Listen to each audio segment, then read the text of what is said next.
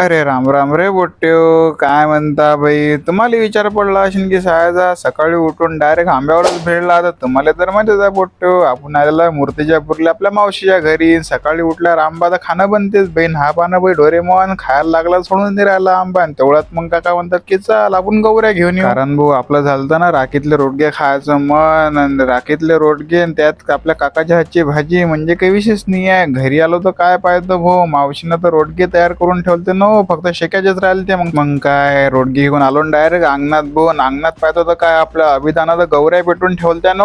फक्त आपल्याला शेकायचंच काम होतं. टाकले ना भाऊ रोडगे, लागलो ना बी शेकायले. ऊन एवढं भयानक की बघू सुचून नाही राहिलं. आणि त्यात पान हे गार्गी माता भाऊ या खेबलेल्या बस उभरून पाहायलाच मजा येते. चला मग म्हटलं भाऊ मावशी जिथपर्यंत रोडगे शेकू राहिले तिथपर्यंत सगळ्यासाठी बोलशी घेऊन येऊन आलो बाई घरी. जसं जेवायला भिडलो ना रे भाऊ की क्लिप काढायची आठवण राहिली नाही. जेवण एवढं खतरनाक झालं की भाऊ आठ डायरेक्ट झोपाच लागते. त्यात भाऊ एक खेबडे पुस्तक घेऊन आले. पुस्तक पाहिल्यावर तर आपल्याला तशीच झोप येते. संध्याकाळी तर आपल्या आजीबाई मस्तपैकी टीव्ही पाहू राहिले ते न. तेवढ्यात हे कार्यकर्ते काय म्हणतात, चल आपण भरून फिरून जरासं मूर्तिजापूरमध्ये मेला लागेला. म्हटलं काही विषय आहे का, चला न भाऊ तुम्ही न म्हटलं करायचं तर करून टाकू. बसलो ना कार्यकर्ते स्कूटीवर निघालो ना डायरेक्ट मेला पाहायला. आलो ना भाई डायरेक्ट मेल्या. तर इथं तर काही आपल्याला काही इतकं खतरनाक विशेष की वाटला नाही भाऊ. झाला म्हटलं भाऊ दुसऱ्या इकडे फिरू. चला मग पहिले पेट्रोल टाकून घेऊ म्हटलं. पेट्रोलचे भाव तर खतरनाक झाले ना रे बावा. चला मग पोट्टे आजच्या एवढंच भेटतो आपण उद्या. तिथपर्यंत जय माता राणी.